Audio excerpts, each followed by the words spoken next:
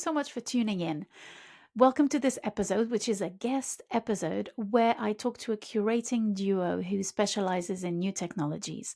And I have to say, this conversation was really impactful.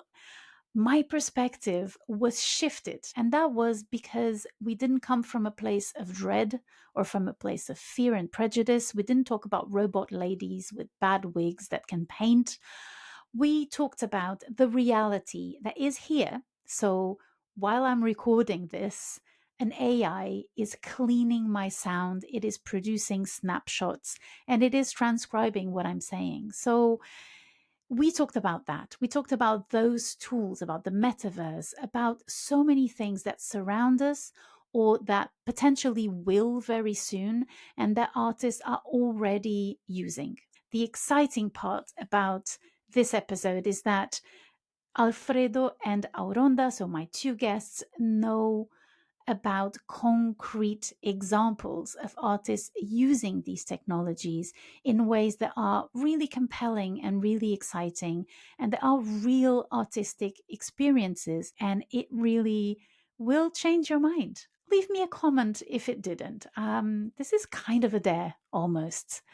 I'm really, really happy to have expanded into video, into new guests, although Emily's coming back in March. And I'm very, very happy about the exhibition that we're going to talk about. I'm also on Substack, by the way, started writing shorter texts again, and it's really exciting. So there's lots of ways for you to financially help. You can use the link that I have in the show's notes or in my website, exhibitionistaspodcast.com. Whatever suits you. There are so many ways for you to help. And a small donation. I don't ask for big donations, although of course I'm not allergic to them. And to those you can't, they will be supported by you because I want to create accessible content. That is my ethos and that's what I believe in. So episodes will always be there for everyone. So those who can contribute, well, you will be helping those who cannot. You will make them feel better in knowing that I am getting paid for my work. That's it. That is my duty done. So go ahead and listen to this wonderful and intriguing, compelling and exciting and impactful conversation with Alfredo Cramerotti and Auronda Scalera.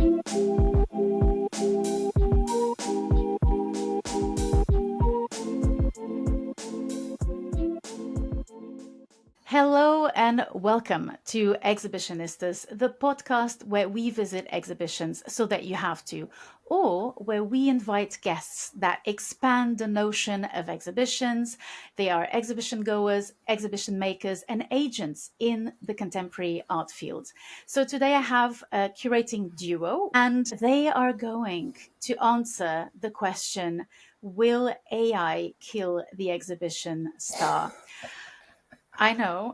This is a bit of a sensationalist question, but I do have to drive people to the podcast. Fair enough. Listen, we do what we can, but it is a fair question. So I'm going to introduce my two guests. Auronda Scalera is curator of art and hypermedia.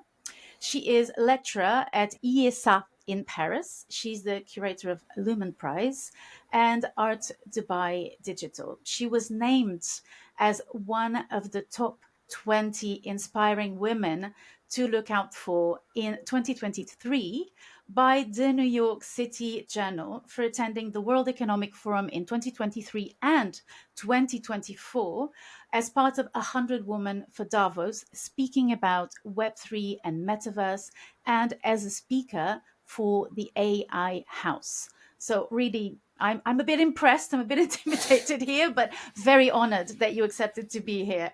Alfredo Cramerotti, I met you when you were director of Mostyn in Llandudno in Wales. Indeed. So you have gone from the green, very humid sea-facing landscape of Wales to the heat of the desert.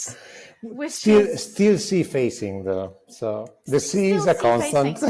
True. Still different sea, but still with a seascape, which is wonderful. So you are now the director of Museum of Art, Media and Technology, Media Milis Museum, which I'm probably mispronouncing, at northwestern Qatar. You were also involved in Art Dubai Digital and co-curator of Nouri Art Festival, also curator for the Maxxi-Bvlgari Prize for Digital Arts. All of this in 2024. There would have been much more to say about your curating activities, obviously, but let's stick to that one. So Alfredo is also chair of the Digital Strategies Committee for the International Association of Art Critics, advisor to the KSA Visual Art Commission, UK Government Art Collection, British Council Visual Arts Acquisition Committee, and the Italian Ministry of Culture. So welcome. Thank you so much for being part of this conversation, for agreeing to be here. Welcome to Exhibitionistas. Thank you very much, Exhibitionist. I'm very, very honored and glad to be here. Yeah, me too. All right, so I want to ease into the topic. I want to know a bit more about you as young people, as children, teenagers, young adults. Can you remember when in an exhibition or in a gallery or, I don't know, in a sculpture park, the first time you had a really strong encounter with an exhibition, with an artwork, like a really aesthetic experience? And tell us about it. Oh gosh, I have probably a fun story about because my parents they used to bring me every 2 years at the art biennial in Venice, and I remember that I was really young, and at home I still have this photo at home of my parents, where I was under this big horse made by wood, probably by Ceroli. I don't know who was the artist. It was at the Giardino Biennial or the Biennale. And I was under, because I was really short at the time, I was under. So this was very, very young. I was really under this horse because I wanted to be on, but was impossible, was not allowed to do that. And I started to cry, but I really loved this horse. I wanted to hug this horse. Talking about audience engagement here, right? Exactly. I was already working in the arts. Okay, so I was 30 something. I had already a gallery in Italy. I moved to London. I had a residency as an artist. I was about to kind of move to Berlin to study curatorial studies. So I was already immersed. There was one experience that it really, really stuck with me. And it was, funnily enough, in London, an Art Angel commission. Oh, of course. And it was the Steve McQueen descent stage underneath the St. Martin's Hotel in that kind of concrete sloping auditorium. I didn't know really much about his work. I didn't really know about how Art Angel was working either. I was a bit outside those kind of London-centric type of sort of art sort of a world, and it really kind of it blew my mind. Absolutely. So describe the experience and the work. People were actually going into the which is next to Trafalgar Square. It's not far from it. The St. Martin's Hotel. Apparently, St. Martin's Hotel was built upon a former cinema auditorium or something like that. It was just reopened at that time. It was early 2000, I think, and or 2000 even. Tate Modern opening, that kind of a big push. It was a big moment, yeah. Yeah, it was a big moment. And then you enter the hotel, and then you have to go down. I can't remember if it was a lift or some stairs, and you enter this super dark basement. And the basement is not just a simple basement. It was a sloping basement because it was the former site of an auditorium. Obviously, the seats were taken off, and people were just sitting on the concrete, waiting for something to happen. And you waited for a bit of a long time, and then suddenly there was this kind of a screen pop up. And there was this kind of a rumor, clanging metal, cage, descending something. And then at some point, there was another screen on your back. So you have to turn around, there was something else. So it was Steve McQueen. It's the journey of miners going underground to work. Right. And so it was completely related to the content of the film, the place where you were. Obviously, you were in central London, you were not in a mine. But still, the fact it was super powerful, and I still remember nowadays, and probably that's is a moment actually that it kind of a so okay, this is not just about looking at things; it is about how you perceive things, how you make things, how you create things, actually involving more than a dimension. An experience, an immersive experience. Yeah. What was the exhibition experience that, while you were already on this path, confirmed this idea of yours that it's really important to focus on these new technologies? For sure, many experience and many exhibition. For example, for me was the involvement of poetry and technologies. That was the first time ever that poetry now is part of the contemporary art with Ana María Caballero or Sasha Style. And they match performance, poetry with new technologies. And because I'm a big fan about poetry, I thought, okay, this is like my dream. And I thought, yes, I'm in the right track now. Interesting. So how does poetry, like specifically for our listeners, visually or in terms of experience, how does that work? This collaboration between advanced technologies, poetry, and visual arts? In general, they use voice for interact with people, or they use word to interact with people, and even technologies because they collect, for example, gesture, and they collect their voice, they collect sound, and they translate all these experience in an artwork. They generate text itself Yeah. that is presented as a poetry through, well, you mentioned AI at the beginning. That's also one of the way. For me, the catalyst to work on art and technology, funnily enough, actually, it was also the conversation we had when we met years ago. And we started to work together as a curatorial duo. That was that conversation.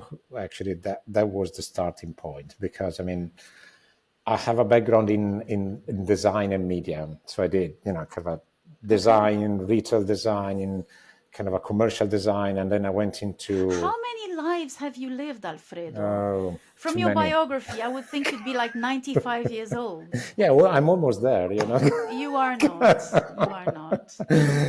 And then media, the websites in the 90s, it was a fun thing to do. Yeah.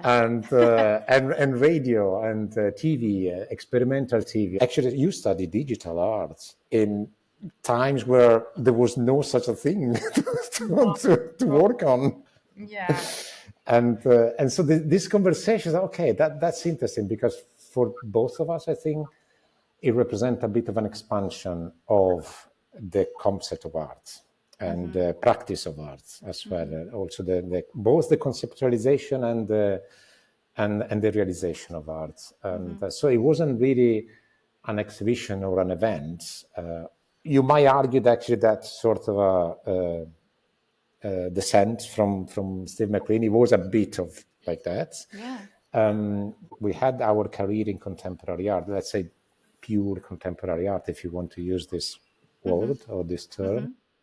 But then realizing that there is a way also to actually go expand it a bit and enlarge it, and both in terms of the artists that you meet and you have conversation with, but also the audiences that you might encounter and you interact with, having this expansion, because it's at the moment there's kind of a different audiences still, on two sides of the roads, and we're bridging them. We'll talk about that. We'll talk about that one. But actually, when I kind of started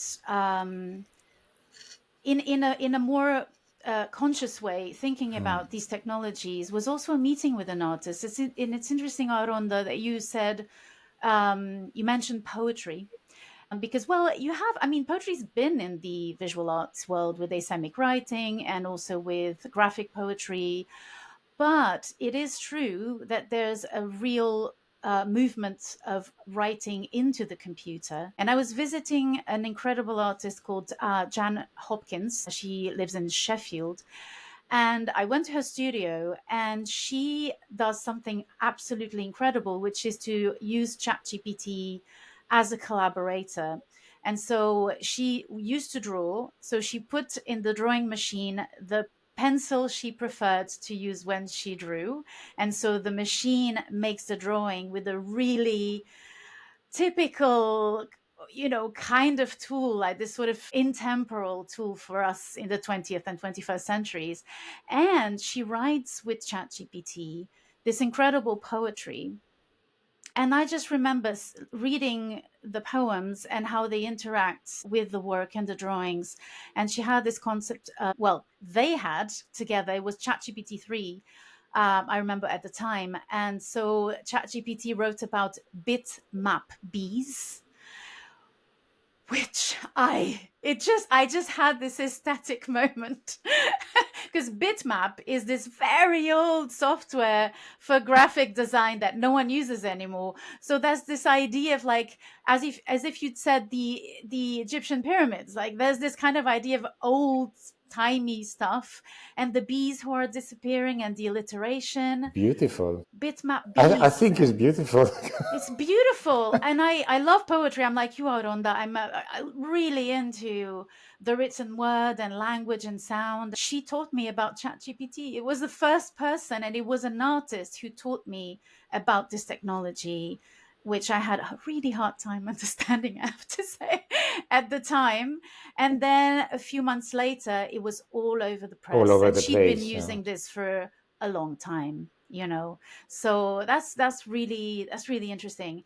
I also wanted to ask you, Auronda, about your project that I didn't mention in the introduction. You work with, is it called Multiplicity? Yes. Right? So it's the correlation between women and advanced technologies. And I have a question, Auronda, very specific, which is, are these new technologies finally solve the problem of the invisibility of women in art? And please say yes. Well, Multiplicity is a project that we funded together with Alfredo because we saw that in new technologies, there were a lot of female artists, really a lot of them. But at the time, 5 years ago, they were not so much visibility. Then we thought, okay, we have to work with them to support them. So during all this process, we discovered a lot of them. Even I don't know, like oh gosh, Alfredo. Genesis Sky. No, Genesis Sky. No, Florencia. Florencia Brook. Yeah. She was one of the first coder, and yes, and no one know about her, and she is an amazing artist. We work with her for Art Dubai, some festival, and we try to support her in her practice. And Genesis Skies, for instance, she worked with an avatar that represents herself. Is a grow avatar, then the avatar grow with her. Oh, and many other. There are some gems there that need to be discovered, need to be promoted, this is the purpose of Multiplicity. Okay, wow. Really but you haven't answered the question though. New technologies, are they finally, I'm not saying like putting women at the top, but just kind of creating a shared an equality. That would be great. Yes, yes, yes. Because, for example, if we think about Krista Kim, for example, is one of the top artists about art and new technologies, and many others are there. And There is a trajectory in that sense. yeah, I mean, we started Multiplicity as a publishing platform. We made a lot of interviews with women artists working with technology, and the idea that we published everyone, and then we published the first 15, and we ran out of time, obviously, because they started to invite us to curate exhibition about this artist. And but we started because, I mean, especially at the boom of the digital art market, 95% of the artists in the market were male, and 9 out of 10 the top selling digital art, they were male. The only one was the singer.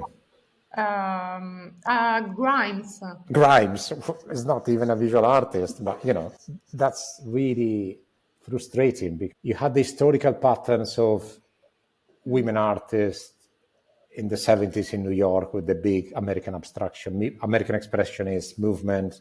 There was an incredible amount of female artists working incredibly hard, completely invisible, and they got the solo show and the retrospective 60 years later when almost they're dead.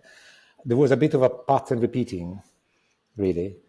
And so that's why we started. And I think, I don't know, personally, I wouldn't say that is equal still. Now it's more equal. I mean, but for sure it's more equal. I found a video on YouTube that was quite recent talk that you participated in at Spark Vienna, the art fair, with Thomas Ruscher, who is an ethics AI specialist. And his interventions were really interesting to me because he kept talking about the menace on the notion of authorship, which for me, in our generation, we grew up with the conceptualists, with Roland Barthes, and, all of these authors who were kind of trying to negotiate or replace or shift perspectives on the idea of authorship. And now we're in a market that became really conservative in that sense. Again, we're looking at a lot of painting, we're looking at lots of stuff on the wall, let's say, to simplify things, which is obviously tied into authorship, which is obviously not anathema in let's say avant-garde art, but it is discussed in some ways. And I was surprised to see that was kind of the point that was picked up by the ethical aspect of AI. I would be interested in knowing what your position on that, and also your experience, because you actually have the experience of working with artists who are developing aesthetic projects with those advanced technologies. Yes, I mean, for the artists, for example, they use all these advanced technologies, and AI or all the other new technologies are tools. They use these advanced technologies as tools. Then the question about the authorship is more by outside, as philosopher, as curator, as museum director, as general audience, that ask to themselves, because you see like the eye, like devil, alien, something that is an alien thing that can steal your creativity. But in general, the artists, they integrate all these new technologies with their practice, with their artwork. It's more about us, that we ask to ourselves about something that we cannot handle because we don't know how to build an AI, what there is inside an AI. I mean, there are some data that is kind of a big black hole of unknown things. It's true. Yeah, it's very true, actually. I agree. There are two aspects, the ethical and the authorship. I think they're a bit also different. I mean, Thomas in his talk was pointing to the authorship part because he was very keen to say, without humans, there wouldn't be technology type of thing. So just let's bear it in mind that we created them, so somehow we need to control them, or we will have the possibility to control them. So it was very tying in the conversation back to the human. I'm not super sure about that, I have to say, personally. But it's true that the authorship is for sure is fluctuating, to say the least, because our artists recognize also that there is a form of authorship in machine learning. They do recognize. I mean, we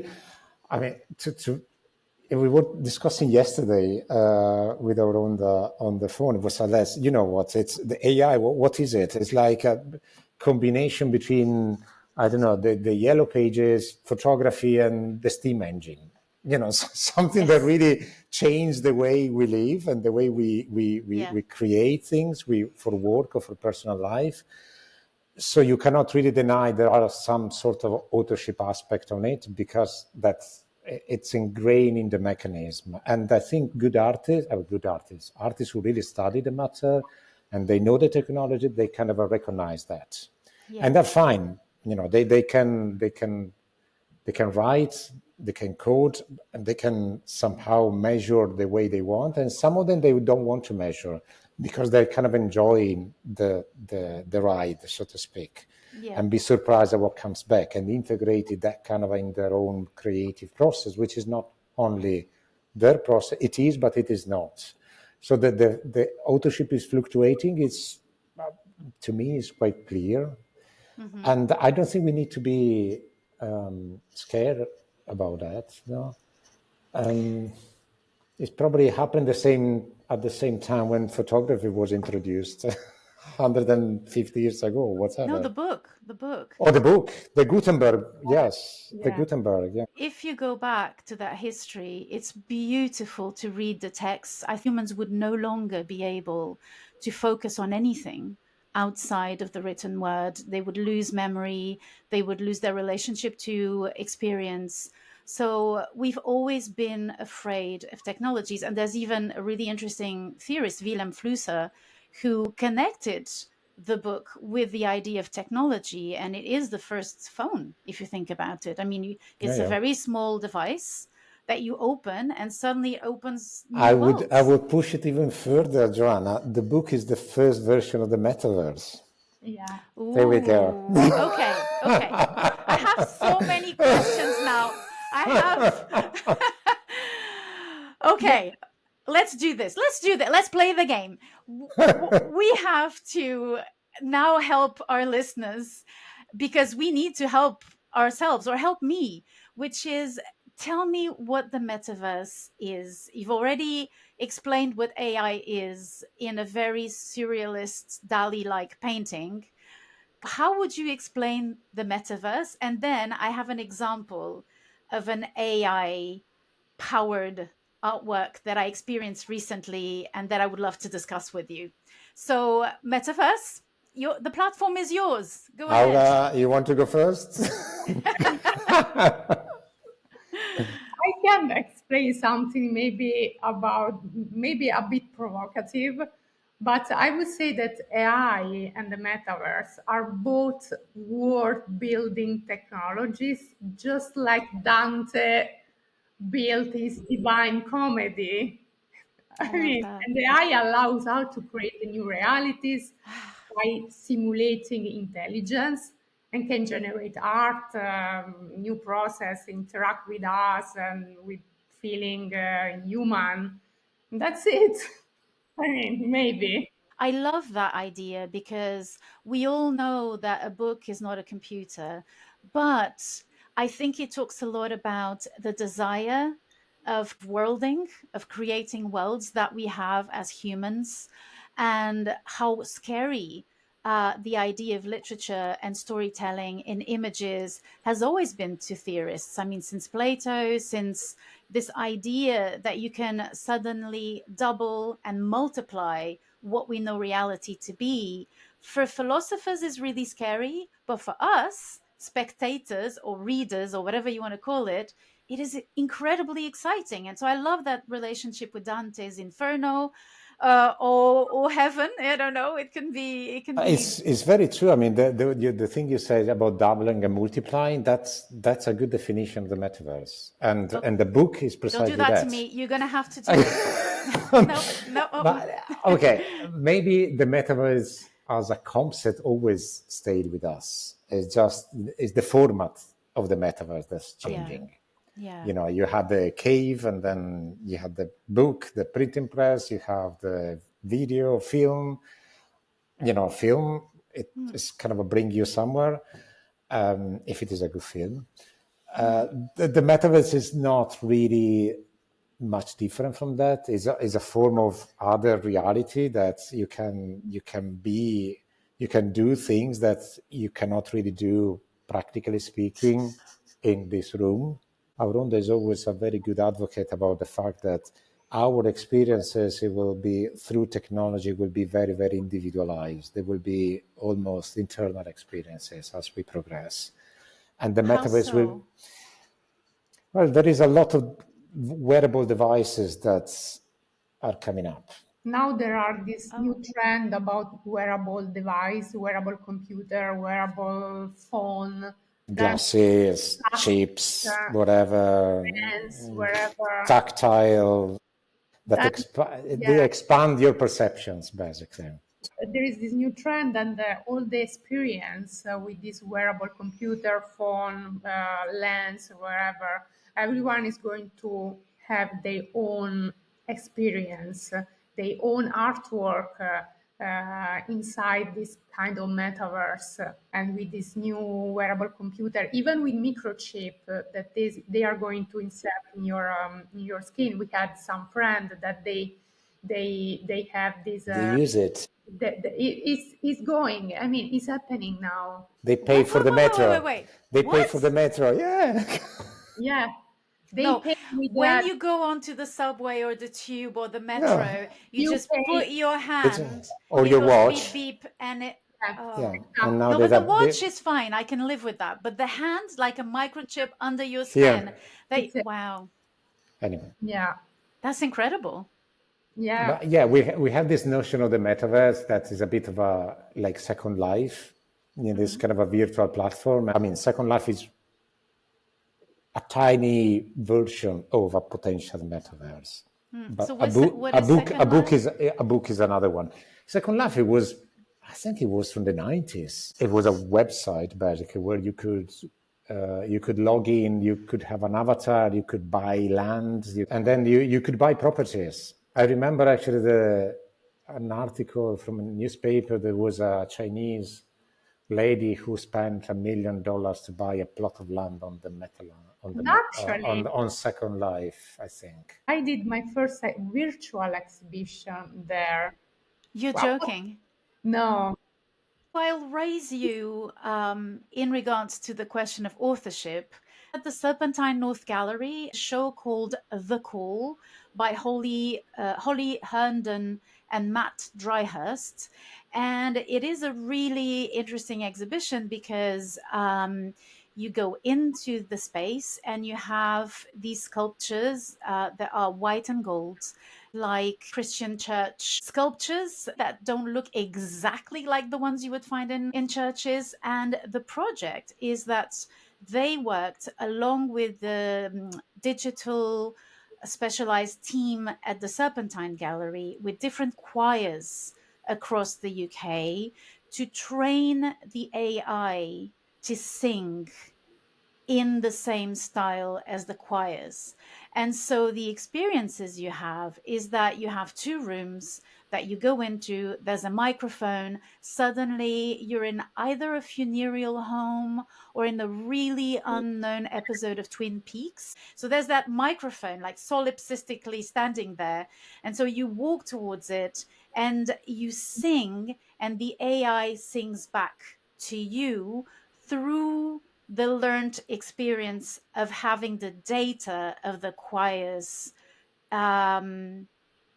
put into it, I guess. I don't know what the term would be. So the notion of skill of the artist and authorship has moved from creating the framework and no longer being the makers in terms of a sort of a craft. The craft is someone else's, and they create the framework and bring the device, let's say, or the software or the advanced technology that will allow them to create that situation. Did you experience that show? Did you see it? What did you think of it? 18 choirs all across the UK, from the south to the north. Something like that, yes. Yeah, and they basically ask them to sing one piece. Yes. The same piece for all the choirs. And basically they train machine learning to learn the style of the different choirs on that piece of music, basically. And I found it fascinating because it's a good example how you can expand your work as a contemporary artist, and creating also some, weirdly enough, creating some form of a community through these technological experiments, if you want. And also not only through the participant, but the audiences as well, because it's a very traditional, it's almost the aesthetic canons for that show, they're very traditional. Yes. You have the choir song that, everyone recognizes. The codes are very known to the general audiences. At least in Europe, yeah. At least in Europe. Yeah. And you have the ornaments. They designed the ornaments and in 3D. They printed everything in 3D. So the sort of furniture / correct, sculptures. yeah. There is also a beautiful etching of the child that when you enter, you see that one. If I'm not mistaken, it's they use their son to do that. So it's a very kind of almost a romantic type of approach where you create a piece of contemporary art very, very rooted in what is a classical tradition. Mm-hmm. But you really went beyond the tradition and used super advanced technology and machine learning to re-experience that way in a different way. And it's true, when you enter, you have the two rooms and the microphone, and you sing or you say or you whistle. You produce any kind of sound. They produce any kind of sound, and that responds back. And that also goes back into the database, by the way. Mm-hmm. Oh, does it? Oh, yeah. I didn't realize that. I sang the Beastie Boys, one of my Beastie Boys. Fantastic. That's it. It's in there now. It's in there now.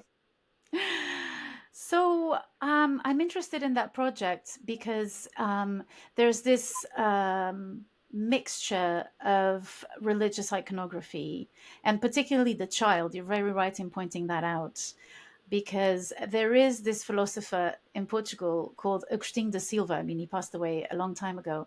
And he had this idea that machines would liberate humans, and that they would end our this condition of being slaves to the grind, if you will. And he also compared the, let's say, Christian narrative, let's put it that way, and he interpreted it in a way that now we are in the era of the child. We finally achieved. So it's a teleological, obviously, relationship to time and history. So when you mentioned the child, I thought of him because I did notice that was this kind of the figure of the angels, let's say, was kind of taken in that exhibition. And now that you mention it, I thought of that philosopher, and the idea is that the child is the openness, is the absence of demagogic ideologies, of frontiers, of cruelty. So yeah, I found that interesting that the iconography was present there. And I thought it might be a bit shocking for some people to take something so traditional and associated with AI, but it can also be convincing in the sense that it can tell you, listen, this can expand and can continue to exist in some other form. What I like about the project is also that they make the whole experience very, very accessible to anybody who steps into the gallery. Yes. Because true. you can even not read the thing, cannot really, just experience the sound and the iconography, the ornament, if you want, and still get a good experience, even without knowing the background and the process of it. Yes, and that's something else I wanted to discuss with you, because I went with a friend, and she reads the texts at the entrance of exhibitions. I don't always do that. I tend not to do it. And so I read the text with her, and I just felt her cringe. Like she used that word. It's explained in a way that it puts AI at the front of the experience. And I would love you to tell me about that, about how to manage people's expectations, anxieties, excitement as well, in regards to these new technologies and exhibition spaces. And my friend was saying, AI is not that complicated. It's easy to understand. I was like, okay, well, you tell me what it is then. But, we all have an idea by now. I think she's quite right. We all kind of know what that's about. I mean, everyone's curious about it. I think that there is kind of duality in this moment because people really feel that it's something that is alien, something that is not human. And on the other hand, there is a big curiosity about um, and the key to understand the AI isn't about replacing artists, but it's about more creating new possibility, collaborating together, cooperation, this kind of stuff. I mean, AI, we don't think about, but you're right, John. I mean, you take an Uber, is machine learning. I mean, that is so ingrained in our daily life that we don't just notice it. And also the scary bit, facial recognitions, crowd control, security system, airport check-in. I mean, you do have a lot of things where AI is very, very present, but you're not in control of your data for sure. But how to mediate to an audience in art and cultural context? Sorry, it's a bit kind of a auto celebration maybe, but I think it downs to the curator. Go for it. Yeah, I agree. I think there is a big curatorial gap still in the curator who works in staging exhibition of contemporary art or modern art or classical art, and curator who actually work with a digital and advanced technology, because the two set of skills are not really bridged. So you have digital art curator, have no clue how to create an interpretation plan for an exhibition or an audience engagement plan or whatever. And conversely, museum curators, they don't even touch someone, working with blockchain, because that's a scam.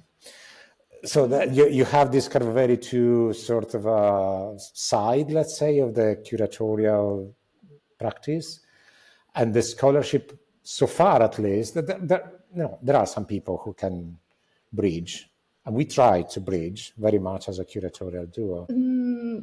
Like you were saying, I mean, now you have to mediate with a lot of different things like AI, artists, curator, and our philosophy now is like about co-curating things, co-creating things, co-designing, co-experience. As curator, we try to bridge all these different aspects, mediating with different The players, actors. here. And that's because we decide to be a duo, to make less of our ego and to share more with the world. When you are in front of a laptop or you are in front of the entrance of a gallery, what's the journey? What do you get away from that? At the end of it, what did you take away? And sometimes often is the very job of the curator. Imagine yourself in the very first viewer who comes in, and you don't know who this person is. It could be a child. Where do you bring them? What do they do? What do they see? What do they perceive? What do they take away at the end? Because with new technologies, it's more fluid. Then you can choose. You can create your own path in general. Yeah. Yeah, for sure. There's also this idea, the aesthetic impact of these devices. I remember when I was curating the show of Irma Blank, who's who you showed, by the way, in Moston. She was this very minimalist artist, German artist based in Italy, who worked with sound. So she recorded the sound of the making of her drawings, and we included that in the exhibition. And I suggested the sound showers. Everyone was appalled, including Irma herself. She was shocked. And I just said, but headsets are much worse. And then because we wanted the sound to be in the environment, but then we didn't want it to, we were kind of talking about how to place the sound and how for it not to be cumbersome in the experience of other areas of the exhibition.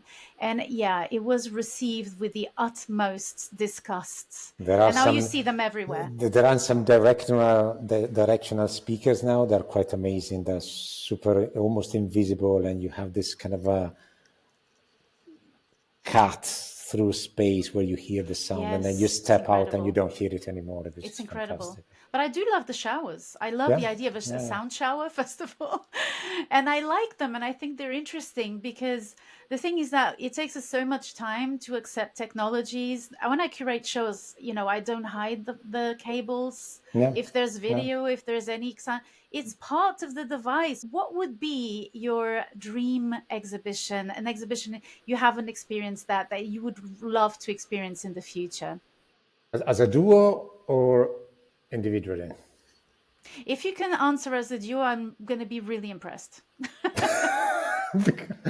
I can reply for sure, Alfredo.